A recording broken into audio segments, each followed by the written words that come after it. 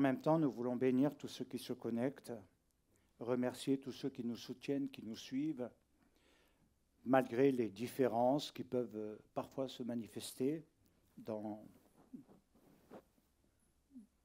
les réactions. Mais ce qui est important, c'est d'avancer.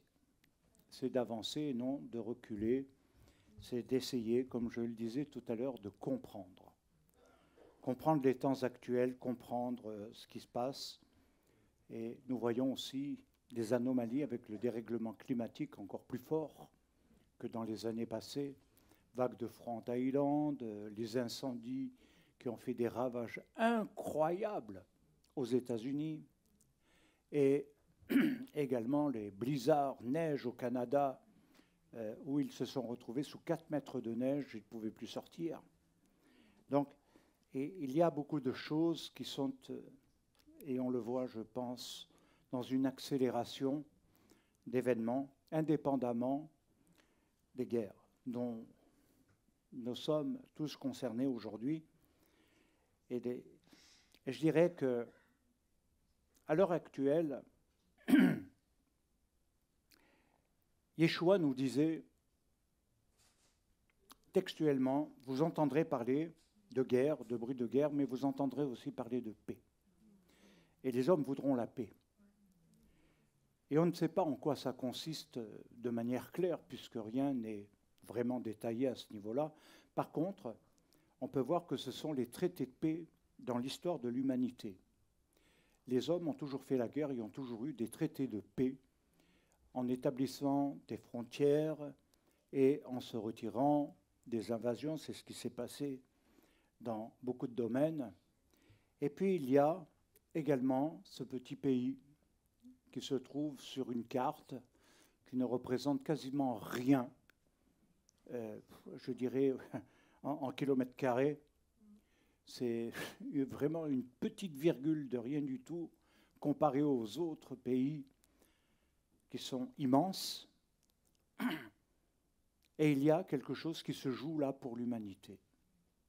C'est quand même incroyable d'envisager un peu la chose de cette manière. Et les traités de paix, comme les guerres, sont très concentrés dans cette partie de la carte du monde. Et il nous faut dire que Israël, depuis qu'il est revenu sur ces terres, n'a jamais été véritablement en paix. Il y a eu, avec Anwar el-Sadat, un traité de paix, le seul qui est vraiment tenu, qui a vraiment été solide. Il y a eu quelque chose de particulier.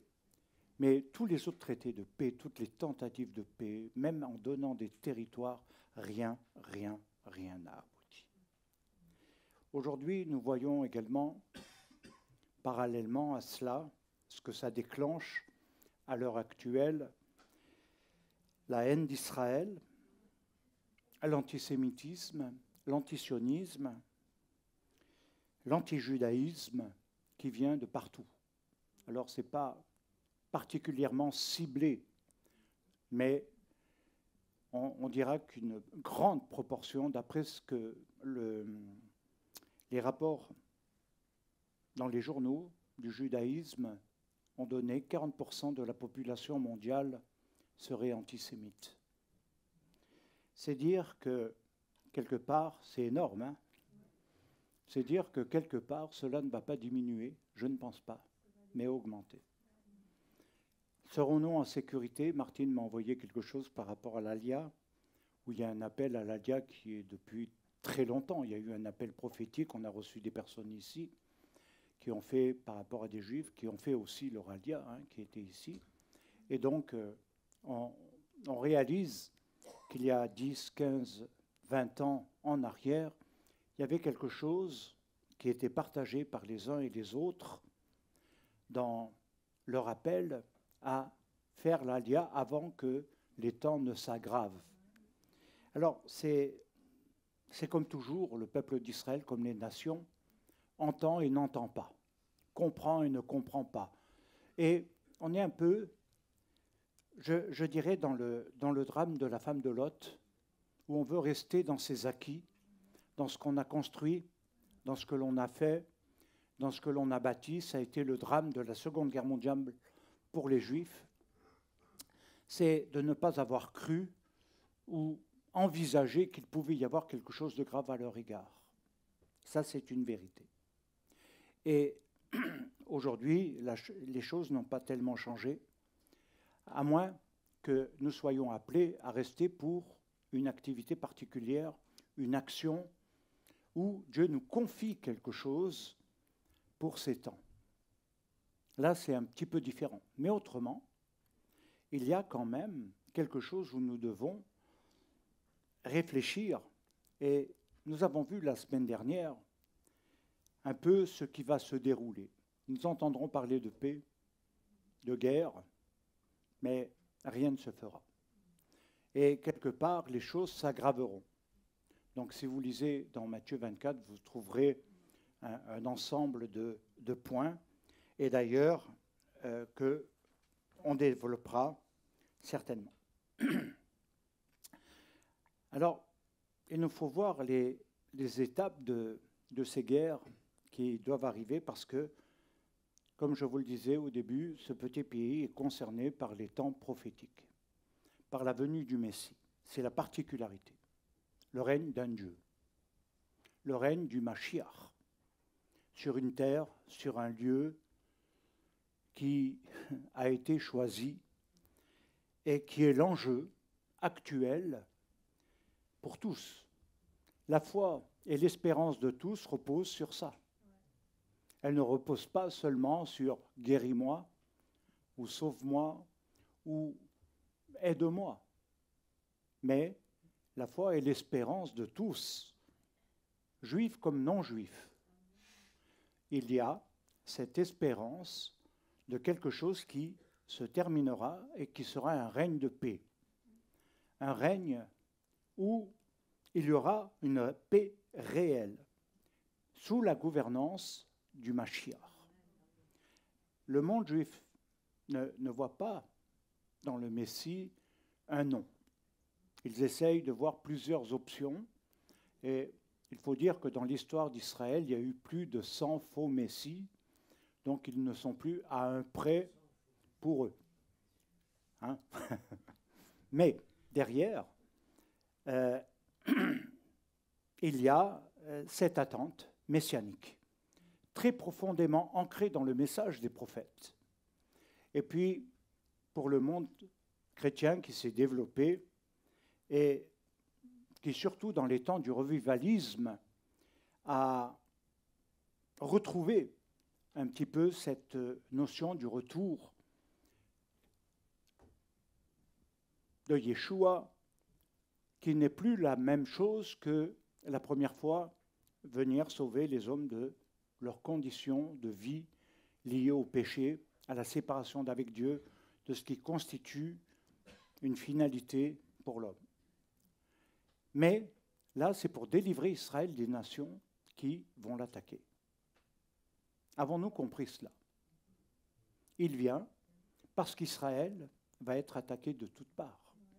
Il ne vient pas simplement pour, quelque part, dire bonjour à tous les humains. Il vient parce qu'Israël sera attaqué par minimum 70 nations. C'est le chiffre de Gog et Magog. Et nous retrouvons cette valeur dans quelque chose d'important. Alors c'est vrai que derrière tout ça, on réalise que nous sommes dans une fragilité d'une trêve. Est-ce qu'elle garantit la sécurité, la paix dans l'avenir? N-O-N. Non. Non. Elle n'est pas possible. Et nous le voyons sur d'autres plans. Maintenant, bien comprendre que cette finalité, elle va concerner Israël et les nations, mais dans des rôles différents. Et c'est là que parfois il y a besoin d'éclairage, qu'il y a besoin de compréhension par rapport au rôle des gentils, au rôle d'Israël. Et si nous le comprenons, alors à ce moment-là, quelque chose de nouveau va se passer et surtout va modifier nos codes dans l'engagement. Et notre compréhension, même notre prière, même notre foi va prendre une nouvelle dimension, obligatoirement, parce qu'elle va nous engager dans un combat que peut-être on n'avait pas pris au sérieux à un moment donné dans notre vie. Alors, il y a cette trêve qui est là. Est-ce qu'on doit y croire, d'après vous? Non. C'est bien. Mais en même temps, il y a quelque chose qui nous est annoncé, parce que nous voyons bien que c'est quand même incroyable, parce que derrière, vous avez une autre forme de guerre qui concerne moins Israël, mais qui concernera Israël dans le futur. Ça, c'est certain. La Turquie est en train de bouger, comme on l'avait dit dans l'enseignement de Daniel, et d'autres enseignements. Je n'ai pas fait que ça. J'ai beaucoup enseigné sur beaucoup de choses. Mais derrière, nous voyons la Turquie, à un endroit, l'ex-URSS qui envisage, là on va voir comment M. Trump va gérer tout ça, mais qui envisage l'envahissement par la Finlande. Mais il ne veut pas s'arrêter parce qu'il y a quelque chose qui s'est passé depuis 1991 et où les gens n'ont pas fait attention dans la première guerre du Golfe. La guerre du Golfe a été déclenchée par le fait que Saddam Hussein pensait être la réincarnation de Nebuchadnezzar. Et il voulait reconstruire la Babylone, et il avait commencé. Et il voulait rétablir le grand empire ancien. L'empire romain, c'est la même chose aujourd'hui, sous une forme beaucoup plus politique, mais quand même territoriale, avec les nations qui sont incluses à l'intérieur. Et nous voyons quand même un certain nombre d'éléments où ceux qui étaient anciens, qui semblaient être réglés par toutes sortes de choses, reviennent à la surface. Qu'est-ce qui revient également au travers de l'ex-URSS, au travers de Poutine? C'est tout simplement de vouloir retrouver le grand empire de Russie des années 1700. Voilà. Cette guerre, c'est une conquête. Et il ne va pas s'arrêter. S'il n'est pas arrêté, peut-être qu'il le sera provisoirement, peut-être pas, je ne sais pas. Mais en tout cas, il nous faut comprendre que derrière, il y a beaucoup de guerres à cause du fait qu'ils veulent redevenir les grands empires de l'époque. Les moments les plus clés de leur histoire. Alors voilà ce que dit Shaoul de Tars dans 1 Thessaloniciens 5.3. Il dit « Quand les hommes diront paix et sûreté, alors une ruine soudaine les surprendra, comme les douleurs de l'enfantement. » Et dans la pensée d'Israël, dans l'esprit hébreu, quand on étudie vraiment dans une pensée purement juive, eh bien, on va dire que c'est ce qui va définir les temps pré-messianiques, c'est-à-dire juste ce qui va précéder la venue du Messie, qui va établir la paix, le règne, qui va gouverner, qui mettra fin aux guerres. Mais il y a un temps avant cela qui va se dérouler en plusieurs étapes et qui est important. Alors, nous l'avons vu que cette guerre liée à Gog précédera obligatoirement la venue du Messie. Il faut savoir que l'un des derniers fléaux, on va dire, de l'humanité, c'est pas uniquement tout ce qui va se passer en extérieur, c'est la guerre de Gog et Magog. C'est la guerre de Gog et Magog déroulée en 3 étapes, comme nous l'avons vu. Et c'est vrai que nous sommes aujourd'hui dans l'un des moments clés et les plus importants de l'eschatologie juive. Alors, il y a une chose que j'ai remarquée après toutes mes années, c'est que aujourd'hui, lorsque on apporte un enseignement, les gens veulent toujours quelque chose qui leur parle à eux, qui touche leur psychologie, qui touche leur niveau de vie. Je comprends, mais nous allons avoir des temps de prière pour ça. L'enseignement, c'est ce qui construit, c'est ce qui corrige la pensée, le cœur, les émotions, les sentiments. Et c'est pourquoi il y a toutes sortes de choses dans la Bible et notamment dans les Proverbes pour nous amener à cette compréhension. Maintenant, je suis convaincu que quand on parle de ce sujet, il peut intéresser et en même temps, on ne se sent pas obligatoirement concerné parce que peut-être on est trop âgé, on a des problèmes de santé, on a d'autres soucis et que, oui, on a d'autres choses à faire, j'allais dire. Alors, effectivement, ça peut être ça. Mais il nous faut savoir maintenant à quoi nous attendre et ce que nous devons faire en tant que juifs et non-juifs. Le sens de la Torah pour les non-juifs dans une assemblée messianique, qu'est-ce que ça donnera dans le futur? Où allons-nous? Qu'est-ce que nous allons créer? Et qu'est-ce que ça va donner comme résultat? C'est ma grande réflexion. Et je pense que c'est important aujourd'hui de comprendre la pensée d'Israël, de comprendre Israël. Beaucoup de non-juifs ne se sentent pas obligatoirement, non-juifs ne se sentent pas obligatoirement concernés. Mais il faut se sentir concerné parce que vous êtes concernés. Avec, bien sûr, une compréhension différente, parfois, mais qui se rejoint dans la finalité. Alors, ce temps est fondamental pour chacun d'entre nous parce qu'il va marquer cette étape comme un acte final des temps messianiques. C'est-à-dire d'être conduit de ce temps actuel à celui à venir.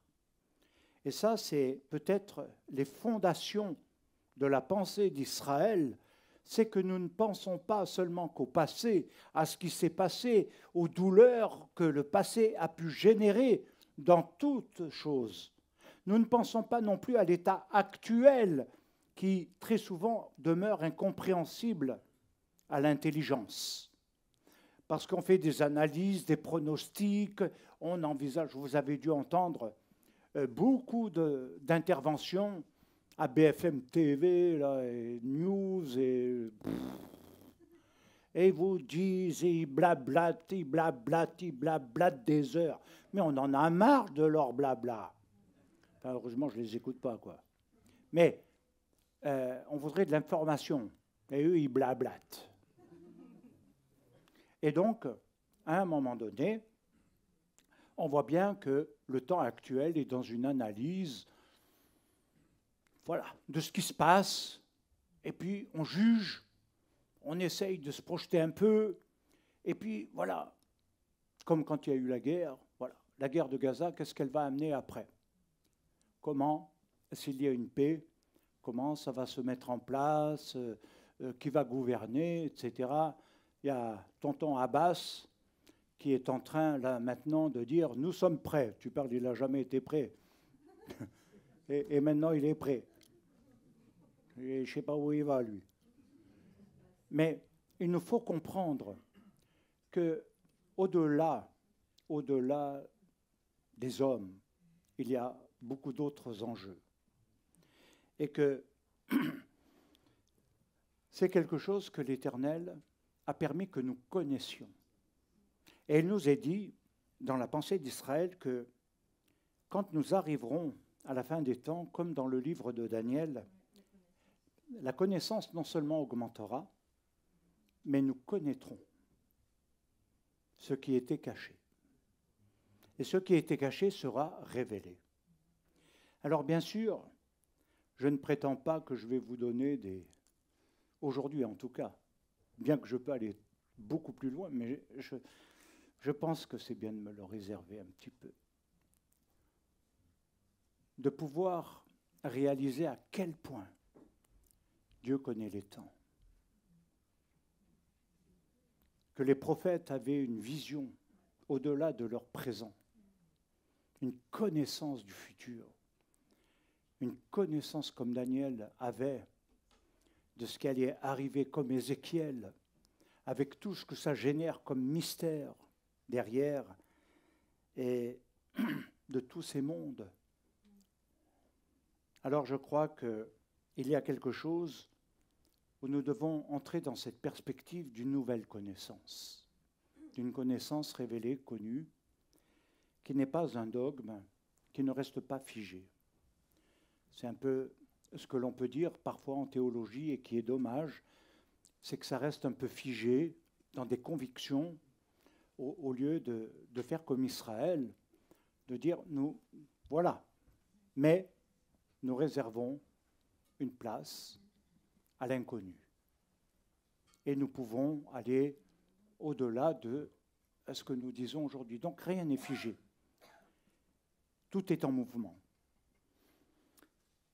Alors, on peut appeler dans un premier temps l'éaté de Lavaux, et littéralement, ça veut dire le futur qui vient. C'est le futur qui vient. Je ne sais pas si vous voulez, on pourrait donner une base d'analyse de votre vie. C'est intéressant. Depuis le plus jeune âge, entre les rêves et ce qui est devenu une réalité, mais le futur n'a jamais été envisagé comme étant réalisé à 100%. Jamais. Il y a plein d'imprévus. Il y a plein de trucs qui viennent dérouter, modifier les trajectoires, qui viennent changer même les concepts, alors que celui que Dieu a mis en place dépend des hommes, et notamment d'une chose, de la Teshuvah, et d'une deuxième, la façon de prier pour hâter la venue de Mashiach. Qu'est-ce que nous faisons pour hâter la venue du Messie? Il y a quelque chose qui doit marquer, ce qui est très fort dans le judaïsme et Israël, c'est l'attente messianique. Non pas dans le sens messianique des Juifs messianiques, mais l'attente messianique et le messianisme fait partie d'Israël. Ce n'est pas une invention nouvelle, moderne, d'un mouvement qui s'est mis en mouvement. C'est quelque chose qui a été placé, construit dans l'histoire sur la base des prophètes de la Bible, mais aussi de l'analyse des sages, qui fait que comme le Baal HaTurim, ou comme le Chafetz Chaim, ou comme d'autres, qui ne sont pas de ce siècle, ont décrit les événements, ont décrit les étapes, ont montré quels étaient les symptômes, les signes de ces temps pré-messianiques et messianiques. Et qu'est-ce qu'Israël devait faire? Et qu'est-ce que les nations devraient normalement envisager de faire également? Politiquement, nous savons qu'elles vont être contre Israël. Il ne s'agit pas des nations uniquement politiques. Il s'agit de ceux qui constituent les nations greffées sur l'olivier franc. Et ça, c'est important. Alors, qu'est-ce que ça veut dire finalement, l'éati de Lavaux? Ça veut dire le futur qui vient, mais si on veut lui donner un sens plus, c'est l'avenir se prépare. L'avenir se prépare. Dans un deuxième temps, il y a ce que nous appelons, et ce que nous savons être la vraie pensée d'Israël, c'est la question du Olam Haba, le monde qui vient, qui est lié au monde à venir, et c'est quelque chose qui est très important. Parce que celui-ci, il est un peu dans les oubliettes à cause des problèmes, des soucis, des besoins et tellement de choses que finalement, ça, c'est une autre partie peut-être doctrinale dans nos vies, une conviction, mais qui n'est pas un moteur pour l'action. Alors, c'est Léon Ashkenazi, dit Manitou, et il est d'Algérie.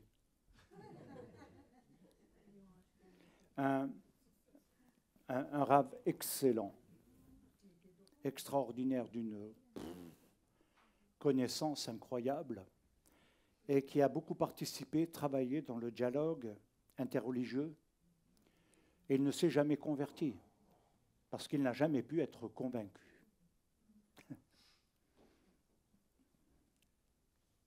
Mais il avait vraiment une très grande intelligence, Ken. Mais il avait dit, en tant que juif, je ne peux pas dire que Jésus est le Messie, mais quand il reviendra, il aura les traits de Jésus. Oui, il le formule dans le peuple d'Israël.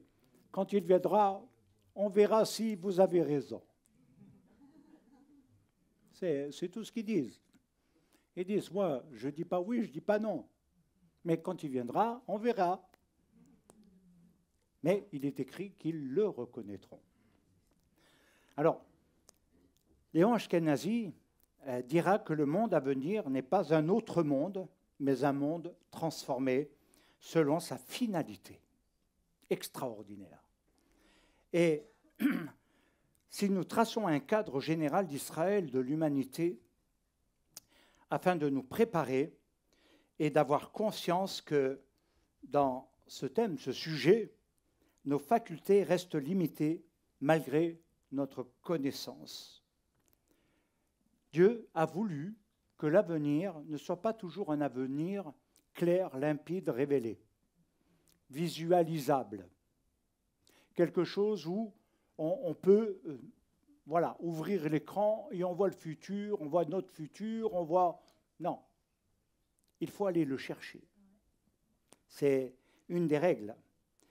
Alors, si l'on veut tenter non seulement cela, mais avec une approche, parce que l'avenir est caché, l'un des mystères de la fin des temps, qui a suscité beaucoup de débats théologiques, beaucoup de débats dans des domaines, et puis parce qu'il constitue le mystère, c'est Gog et Magog. Parce que Gog et Magog est la troisième étape de tous ces temps. Et voici ce qu'il est écrit. Ainsi parle l'Éternel, me voici contre toi, Gog. Me voici contre toi, Gog. Et je t'entraînerai, toi et toute ton armée, chevaux et cavaliers. Il est dit, à la fin des temps, tu devras rendre compte des nombreuses années. Tu viendras dans un pays habité par ceux qui en avaient été chassés. Donc ça, c'est moi qui le rajoute pour la compréhension. Par le glaive recueilli d'entre les peuples nombreux, les montagnes d'Israël qui étaient en ruine, île Israël, sera retirée des nations et tous habiteront en pleine sécurité. Extraordinaire. Rachi va nous amener un commentaire là-dessus. Alors je dis un commentaire, ce n'est pas de la théologie, mais il va commenter. Et Rachi, il faut comprendre que quand il fait ce commentaire, il est du combien de siècles? Alors les Talmidim, là, vous planez? 11e, 12e. C'est ça? C'est ça que tu as dit? Eh, c'est pas bien loin, mais tu as pris une sécurité, hein? Alors Rachi, il fait un commentaire, comme beaucoup font des commentaires. Vous savez, j'ai lu des commentaires théologiques, hein, qui ne sont pas la Bible. Non, pas du tout. Rachi commente ce passage en disant, où il va principalement insister sur le terme « il reviendra ». Qu'est-ce qu'il voit depuis le XIe siècle? Le XIe siècle, c'était quelque chose où l'antisémitisme et les croisés étaient à leur apogée. C'était horrible. Et notamment ce qui était fait à l'égard d'Israël. Et pour lui, ça a été la plus grande blessure de l'histoire. Et c'est l'une des raisons pour lesquelles il a amené d'autres réflexions sur la fin des temps concernant le temps de la paix, mais aussi le temps messianique. Il a transformé en ère messianique, que l'on étudiera certainement une autre fois. Donc il reviendra. Ça veut dire qu'à la fin des temps, Israël habitera la terre d'Israël. Point clé pour tout contestataire, politique ou non. C'est un miracle, c'est une clé de la prophétie de la fin des temps. Israël habitera sur la terre d'Israël et non pas de Palestine, qui est un nom inventé, Palestine. La terre d'Israël, parce qu'il sera du retour de l'exil de Rome, de l'Empire romain, de ce qui s'est passé dans la diaspora depuis les années 70 à la Shoah. Rachi écrit cela, comme on l'a vu, fin du Xe siècle, XIe siècle. Et il continue en disant « qui était sans cesse en ruine ». C'est ce qui veut dire qu'Israël sera désert très longtemps avant l'arrivée de Gog dans le pays. Un autre point, il sera retiré des nations, et c'est là que Gog réalisera que Dieu ne les abandonne pas. Alors cette prophétie que Gog, dans l'étape finale, sera à la tête d'une immense armée pour se battre contre Israël. Alors nous pouvons dire, mais non, nous avons des hommes avec l'IA aujourd'hui, avec une intelligence supérieure. Et vous allez voir ce qu'ils vont dire. Alors maintenant, c'est le Rav Ézéchiel Levenstein qui disait « Tout le monde affirme que nous sommes arrivés à l'ère messianique et on ne peut véritablement comprendre la fonction de la destinée de Gog et Magog sans dresser un tableau global de l'histoire de l'humanité et de sa destinée. Et encore plus, la place qu'occupent Israël et les nations. Alors, il nous faut peut-être poser quelques jalons de compréhension, parce que, effectivement, comment comprendre cette finalité? À quoi elle est due? Quelle est sa cause? Rav Ézéchiel va nous amener à comprendre que tout a un commencement, mais qui entraîne toutes les modifications dans le futur. En fait, il écrit le futur. Tout changement écrit le futur. Tout choix écrit le futur. Tout ce que nous faisons, même d'apparence anodine, a un impact sur soi dans son futur. Et je dirais que si nous voulons commencer sans entrer dans tous les détails, la Touma, la faute, a été la cause. Parce qu'elle a amené l'humanité, et pas seulement un homme et une femme, ou une famille, ou quelques personnes, mais elle a amené l'humanité à être désormais prédisposée au mal que l'on a vu très vite se développer. Et c'est quelque chose qui est réel. Donc ça, c'est la première étape, c'est l'introduction du mal dans l'humanité, un mal qui détruit. Car de ce moment-là, au moment de Bereshit 6 et 11, nous avons vraiment l'image d'une humanité complètement happée par la violence, destructrice, avec toutes sortes de choses mauvaises que nous retrouvons plus ou moins aujourd'hui dans nos sociétés de manière un petit peu plus politiquement correcte, un peu plus sophistiquée. Mais quand je regarde le niveau de la criminalité, les jeunes qui sont impliqués, les trafics qui ne peuvent plus être endigués et qui font des dégâts et des ravages invraisemblables, qui tuent. La drogue tue. Ce n'est pas un bienfait. La drogue tue. Elle bousille le cerveau. Et sans compter d'autres choses. Donc nous voyons une humanité qui va être penchée au mal pour le détruire. Qui dans l'humanité, a été choisie pour amener la connaissance du bien. Qui a amené le Yetzer HaTov. Dieu a choisi un peuple qui s'appelle Israël. Il a choisi. Pas seulement choisi, aimé. Il y a des dizaines de versets là-dessus. Et il a été appelé à faire quelque chose. Et c'est pourquoi, même ce que nous faisons le Shabbat, dans l'office, et cette restauration, parce que Dieu a donné le modèle par le Mishkan, cultuel, pour l'Avodat Hashem, le service divin, qui redresse et qui combat le mal, qui va vaincre le mal.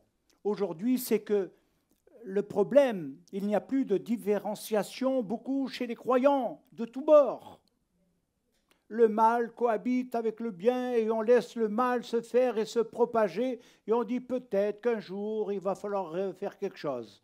Sauf que quand on est concerné, que nous sommes concernés par nos enfants, que nous sommes concernés par notre famille, par ces choses terribles, eh bien, on a une autre réaction. Mais néanmoins, c'est l'impuissance contre le mal qui est terrible. Et c'est pourquoi les temps de prière sont aussi des temps de jeûne, de réapprendre à s'armer, à prier et à avoir une autre façon de prier. Pas seulement le disque rayé. Un disque rayé qui à chaque fois, là je vous arrêterai, c'est clair, net.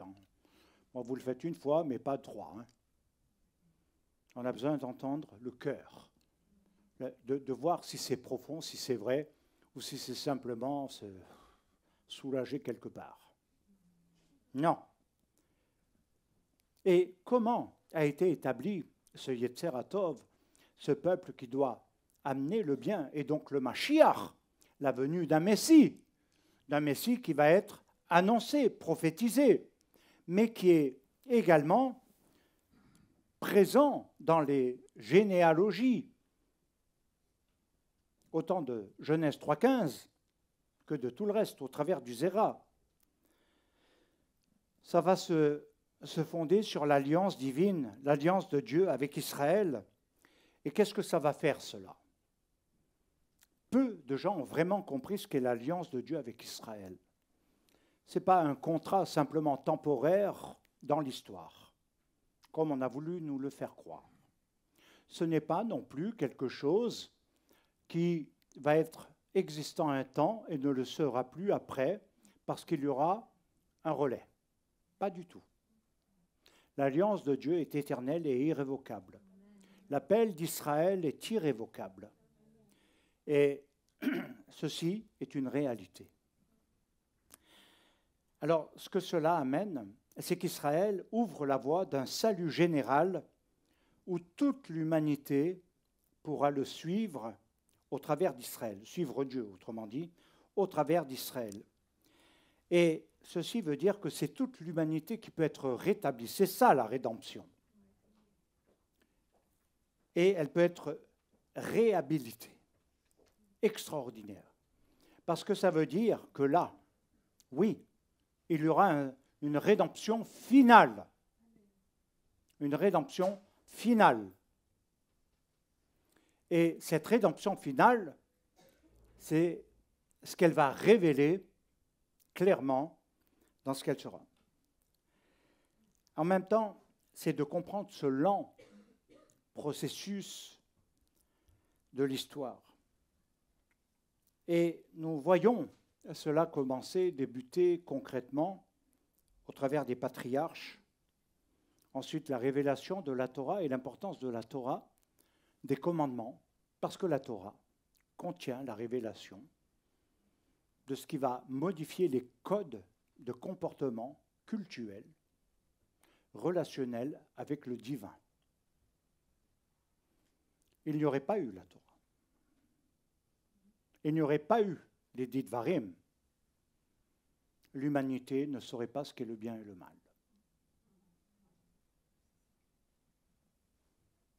Elle établirait peut-être d'après une conscience. Mais en fonction des générations, je ne suis pas convaincu qu'elle resterait valide. La Torah, et ceci va, pour aller très vite, aller jusqu'à l'accomplissement des temps messianiques. Alors, c'est ce qui, dans la pensée d'Israël, inclut la notion fondamentale d'une étude que nous pourrions approfondir, soit un mardi, soit dans un cours de TMPI et Shiva. Il y a des choses extraordinaires que l'on fait. Il faut y aller. Oh, oh, oh. C'est plus des gens de l'extérieur, des fois, qui s'inscrivent que des gens de l'intérieur. Là. Donc moi, je ne comprends plus. Qui Je ne vais pas plus loin. On m'a dit, il faut te calmer, Emmanuel, Rabbi Emmanuel. Qu'est-ce que cela inclut? La notion du tikkun, la réparation. Comment l'humanité va-t-elle se réparer? Pas par la doctrine. Pardonnez-moi. Non. Pas par des dogmes, mais par des actions qui viennent d'en haut et d'en bas. Un tikkun, c'est une réparation. Quand on dit le tikkun olam, on répare ce qui a cassé l'éternité, c'est-à-dire qui a donné la temporalité, naissance à la temporalité, que nous retrouvons dans la faute. C'est la faute qui a amené la brisure. Et au travers de cette brisure, elle a amené effectivement la temporalité. Tu mourras. C'est la temporalité. Le salut, c'est l'intemporalité. C'est l'éternité. Comment passer de l'un à l'autre? Toute la question est là, de la compréhension dans le plan de la rédemption et du salut. Alors, quand on parle du tikkun, c'est sûr qu'il y a le tikkun collectif, il y a le tikkun individuel, il y a le tikkun dans l'humanité. Il y a plusieurs dimensions, mais toutes seront liées à une chose, un retour fondamental à Dieu, pas à une croyance en Dieu, à une vie, à une marche, à une pratique avec Dieu, une cohérence, selon ce que lui a établi et non ce que des nations ont voulu établir. Même s'il y a du bon, même s'il y a des choses super, mais il y a un plan. Il y a un plan divin. Derrière, ça veut dire quoi, cette réparation? Si on veut lui donner plus de relief, ce serait dans le sens d'une préparation salvatrice. Dieu devient, avec Israël,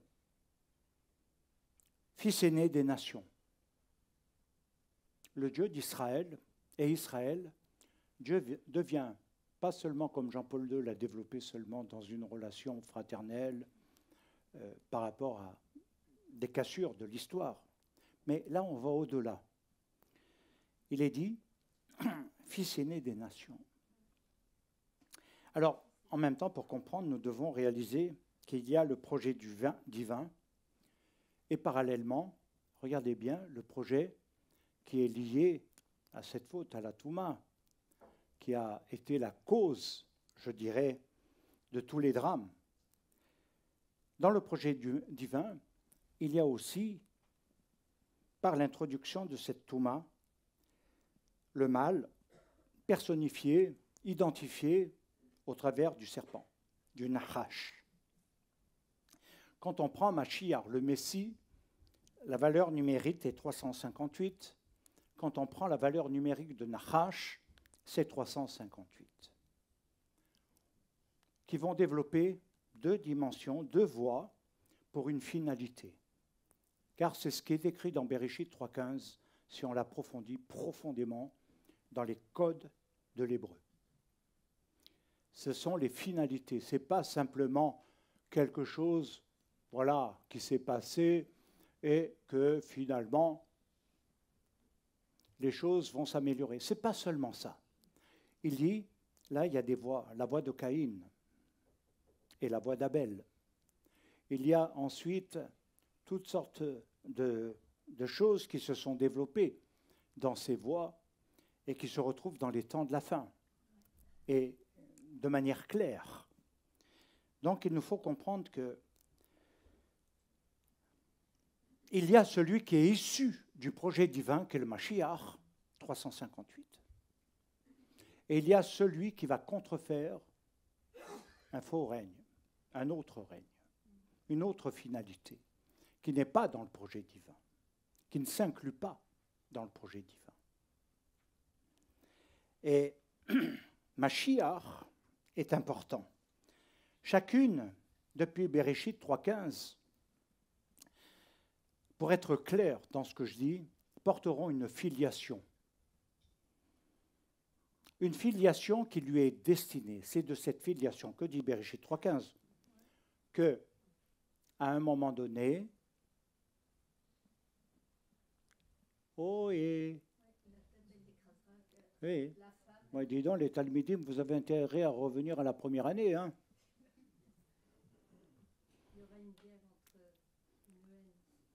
Et on voit bien que la tête du serpent sera écrasée. Mais pas mort. Pas mort. Écrasé. Sous les pieds, comme dans le psaume 110. Sous les pieds. Et donc, nous pouvons nous poser la question, à un moment donné, d'où peut venir cette haine des nations à l'égard de ce peuple Israël. Personnellement, en tant que juif, comme beaucoup de juifs, nous n'avons jamais compris. Nous ne sommes pas des meurtriers dans les nations. Notre rôle, en règle générale, est de bénir la nation pour qu'elle prospère. Et partout où il y a eu des juifs, il y a eu prospérité. Toujours. C'est un fait reconnu, peut-être qui amène de la jalousie, certainement. Je peux le comprendre, mais c'est une réalité. Derrière, il nous faut dire que moi, je n'ai jamais compris. Quand j'étais gamin, qu'on me disait ça, le juif, et où ma mère disait, parce qu'on n'avait aucune protection, il n'y avait pas beaucoup de choses qui pouvaient protéger le monde juif, on était les seuls de ce bled. Ma mère disait, dis pas que tu es juif, dis pas que tu es circoncis. Je disais, maman, pourquoi? On ne comprend pas, nous petits, là, pourquoi il faut se taire? Pourquoi il ne faut pas dire que tu es juif? Alors, pour donner les trames, c'est ce qui a donné aussi de la violence. C'est d'avoir été dans une incompréhension totale. Parce que je suis juif, on me dit sale juif. Mais quel mal j'ai fait? Quel mal j'ai fait? Et c'est vrai qu'il y a une haine que l'on revoit aujourd'hui, même dans le côté LFI. Quelque chose de complètement irrationnel, quoi. Alors, soit le gars, il ne réfléchit pas à ce qu'il dit, puis il essaye de lancer un truc, mais il est quand même profondément porteur de son projet, de haine. Ce n'est pas sans mauvaises intentions. Alors, qu'est-ce que ça veut dire? C'est qu'en fait, cette guerre entre la lignée messianique de Genèse 3.15 et celle du serpent, c'est que cette haine d'Israël, c'est tout ce qui va porter le projet divin, et ça va amener de la haine à l'égard du projet divin dont les finalités ne sont pas identiques. Alors, à présent, on peut dire que nous pouvons même mieux comprendre cette fin des temps dit messianique, celui de Gog et Magog, dans cette volonté de vouloir détruire Israël en lui faisant la guerre. Comment détruire Israël? Ce n'est pas politiquement, ce n'est pas en touchant sa foi. Le christianisme l'a vu. Durant 2000 ans, ils n'ont pas pu amener la nation d'Israël à une conversion globale.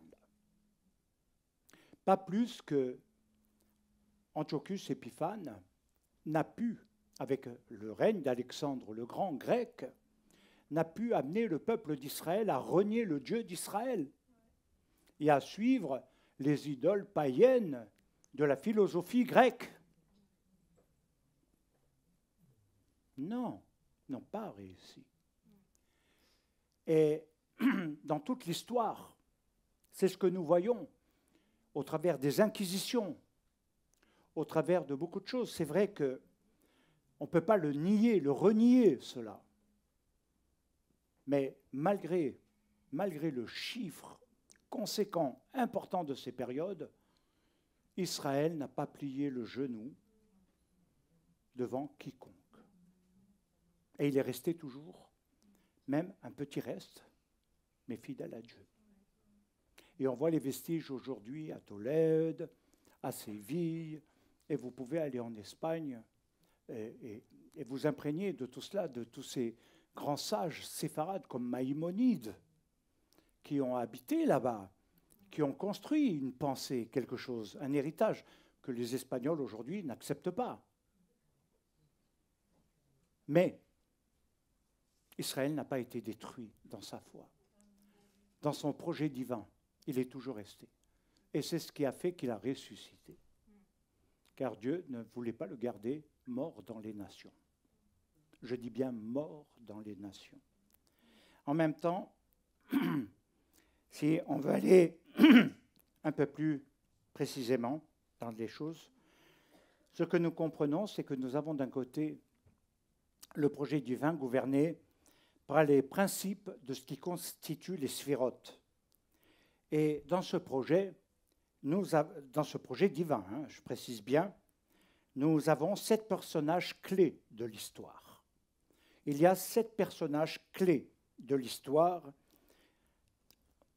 en rapport avec la rédemption, qui constituent les bases du tikkun. Comme quoi l'homme est porteur du tikkun, mais il est porteur aussi de la destruction.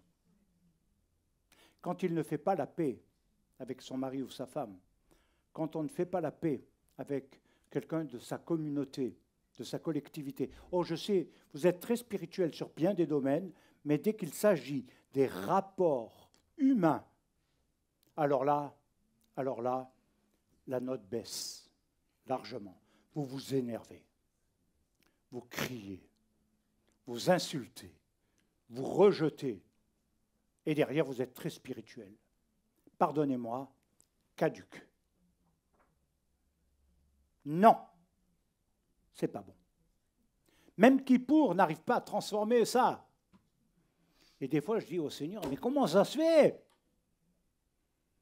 Ils sont durs. C'est impossible. J'en ai marre, je fous le camp. À quand une communauté qui applique des choses enseignées par le Messie, éclairées à la lumière d'Israël? C'est un défi. Mais regardez bien, il y a des personnages qui ont été clés. Ce n'est pas que l'intervention de Dieu, ni l'incarnation de Dieu dans l'histoire d'Israël, au travers de Pessah, qui a été l'une des clés les plus extraordinaires. Le début. Non. C'est ce que nous appelons ce tikkun. C'est la structuration spirituelle physique du monde, créé. Alors nous avons dedans quelque chose qui, dans le projet divin et dans les sphérotes, au-delà de Keter, Rochma, Bina, qui sont 3 éléments clés, il y a les autres, dont découle qui découle de Rochma, Bina et Keter. Chesed est incarné par Abraham. C'est la bonté, c'est la générosité. C'est quelqu'un qui a marché vraiment dans les voies divines, dans l'appel. Et il a abandonné, il a quitté, mais il a marché selon les statuts divins. Il a véritablement donné naissance à ce que toutes les nations soient bénies dans la postérité du Zéra qui sera porté. Il y a la naissance d'Yitzhak. Yitzhak, c'est le din. Ce qu'on appelle le din, c'est très important dans l'hébreu, c'est également, pour le réduire directement, c'est la notion de rigueur. L'amour sans la rigueur n'existe pas. L'amour, si vous enlevez toute autre notion de rigueur qui donne un équilibre au déséquilibre, vous n'arriverez pas. Il y a quelque chose qui est très développé, que je pense peut-être mon ami, comment il s'appelle, Vili, va développer dans le Moussar. Un équilibre. Et non pas trop sentimental qui déséquilibre la rigueur. Très difficile, très difficile. Le troisième, c'est Tiferet. Elle est liée à la beauté, à la splendeur, mais également, quand il incarne Yaakov, devenu Israël, il devient vérité. Émet. Nous avons un quatrième qui est Netzar et qui va introduire la réparation dans ce qui est éternel par la rédemption, la sortie d'Égypte, et qui va s'appeler Netzar. Et c'est Moshe, le personnage clé de ce temps, de ce moment. Moshe, lettre inversée, c'est Shem, c'est le nom. Et il nous faut comprendre qu'il a joué un rôle clé par rapport à un pays tout-puissant, à un pays qui avait en esclavage depuis plusieurs siècles. Sous sa gouverne, d'un seul coup, laisse aller mon peuple pour qu'il m'adore. Et Dieu va le construire dans le désert, ce peuple, va l'instruire dans ses lois, dans ses commandements, dans la connaissance de Dieu. Et c'est Moshe qui va devenir le premier à véritablement donner cette notion de rédemption que nous connaissons à Pessah au travers de Yeshua Mashiach. Le cinquième, c'est Chod, la splendeur. Elle est symbolisée par Aaron.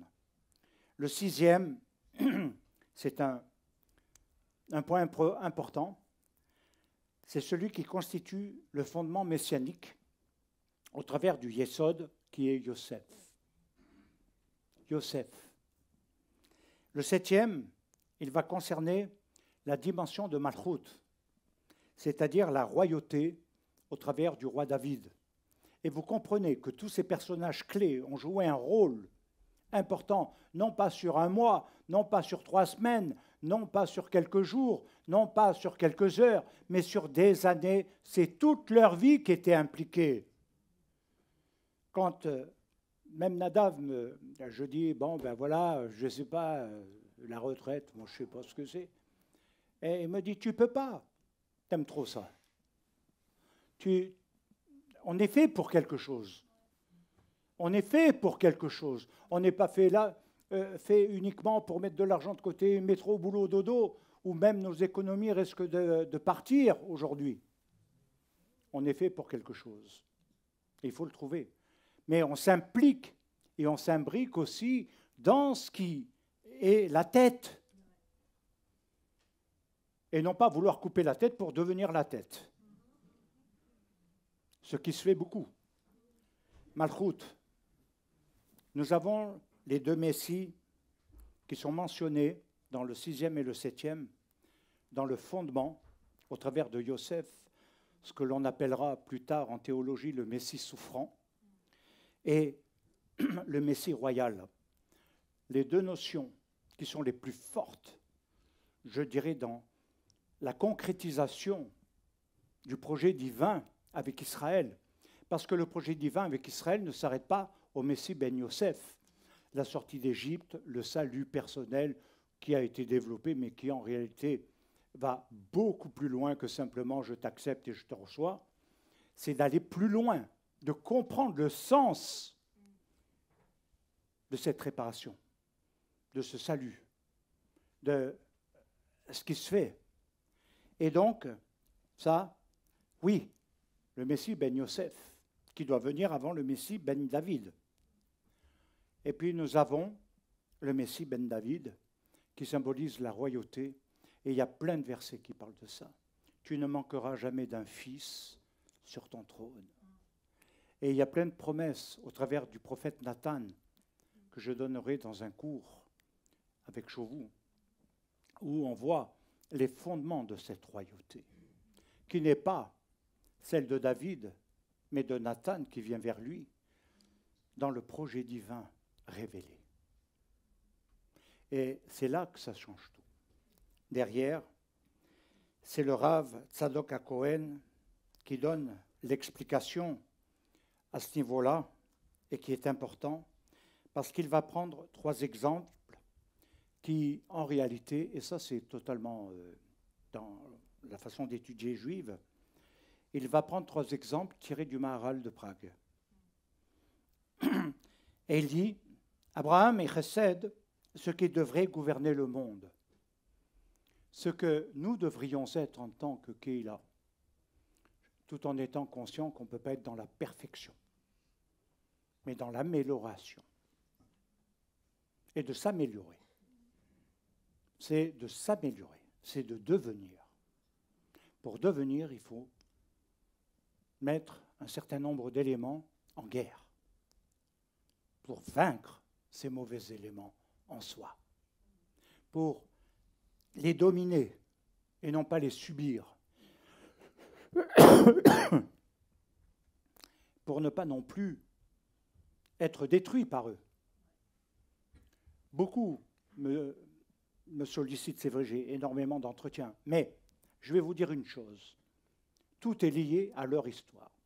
Et dans leur histoire, il y a les points, les écueils, les problématiques de personnalité, le tempérament, et également, il va y avoir tous les développements émotionnels, affectifs, non construits pour certains depuis l'enfance, et en même temps détruits par, malheureusement, les relations de la vie. Et derrière, ils ont accumulé quoi? Alors ils sont croyants, ils ont fait l'expérience, normalement tout devrait marcher, tout devrait être bien, et on s'aperçoit qu'à un moment donné, ils sont pleins d'amertume, pleins de rancœur, ne veulent pas pardonner, il y a plein de problèmes, il y a plein de difficultés, et embourbés. Et ils n'avancent plus. Et donc, il nous faut comprendre que la bonté, elle ne va pas s'établir par prière, mais par acte. Par acte, par des actions concrètes. Nous avons aussi ce qui va ensuite devenir cette dimension de l'opposition dans le projet divin et qui va être identifié sur le plan physique au travers d'Ismaël, Ésav, qui a le goût du sang. Ismaël, c'est la descendance de Hagar, et Ésav, nous le savons, c'est Édom, l'Empire romain, et il nous est dit dans la Torah, pas dans la Torah, mais dans le commentaire, qu'il a le goût du sang, parce qu'il est promis à vivre par l'épée. Donc, Ésav, Rome, ne vit pas par la paix. Elle ne construit pas la paix, mais la guerre. Et Gog, quand vous le prenez, c'est Gimel, Vav, Gimel.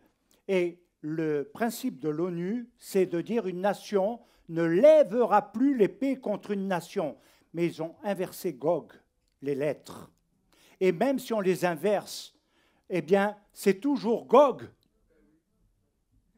C'est toujours Gog. On peut inverser. Et c'est là que nous voyons, quelque part, que ce que fait l'ONU à Israël depuis le 7 octobre n'a plus rien à voir avec ça, non?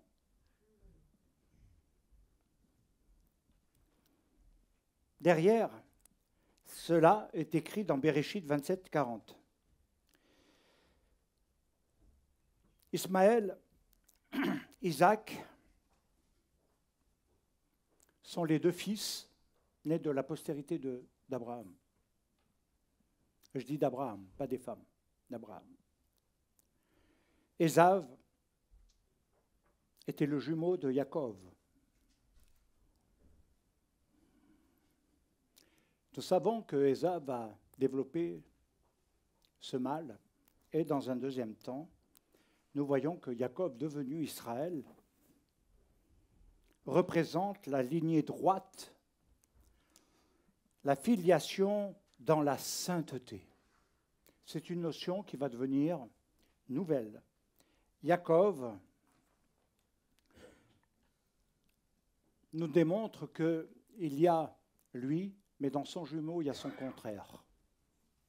Il y a ce qui va devenir le bien dans le nom d'Israël, celui qui combat pour Dieu, qui a été une grande lutte. Et puis il y a celui qui vit de l'épée.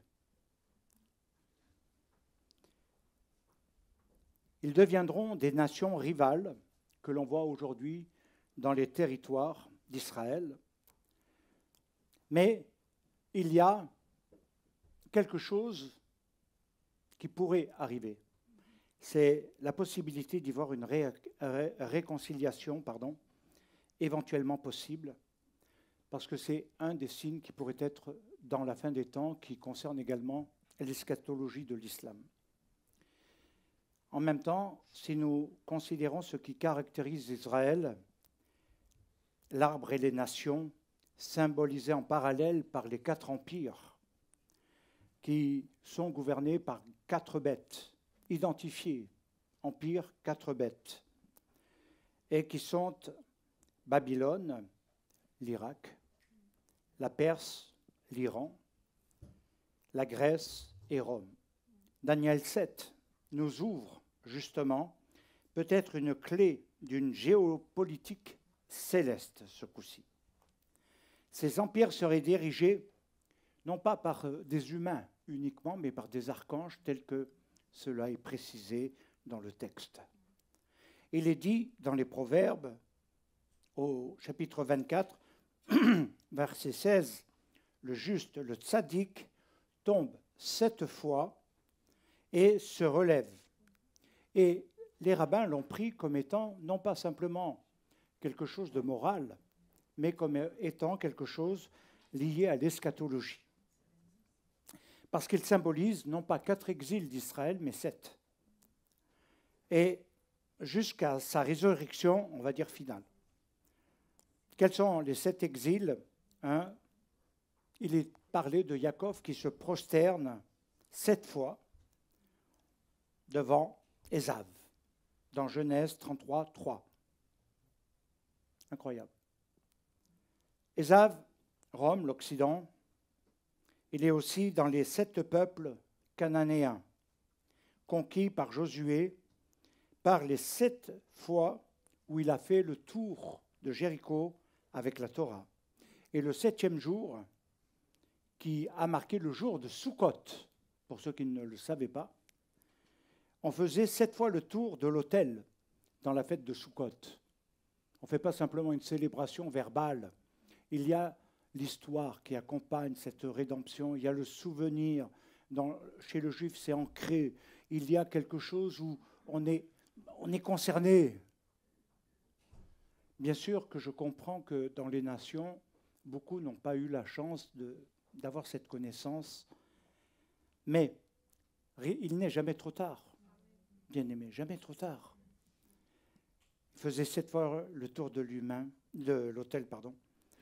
Les 7 empires, dans l'étude du Midrash, vont concerner l'Égypte, la Syrie, Babylone, la Perse, la Grèce, Rome, et le dernier, c'est Gog et Magog. En attaquant Israël, parce que c'est une guerre ouverte, Gog et Magog, pas seulement contre les hommes, pas seulement contre ce peuple comme je vous le disais, où la haine est incompréhensible, mais parce que c'est combattre Dieu. En fait, voilà ce qui va rassembler les nations, c'est de combattre le Dieu d'Israël. Le projet divin d'établir un règne, c'est ce qui est combattu dans la réalité. Alors on peut politiser, on peut discuter sur les fonds et les formes de tout ce qui se passe, mais derrière, il faut aller au-delà. Le tikkun, c'est l'affrontement du bien et à cette notion de ce qui construit, de ce qui restaure, face au mal qui détruit. C'est une guerre implacable. Il n'y a pas de place pour la sentimentalité. C'est ou le bien ou le mal. Je ne suis pas entre les deux. Je conclus cette deuxième partie en disant tout simplement que nous verrons d'autres points intéressants, plus développés, la prochaine fois. Que Dieu vous bénisse. Shabbat Shalom, Toda Rabba.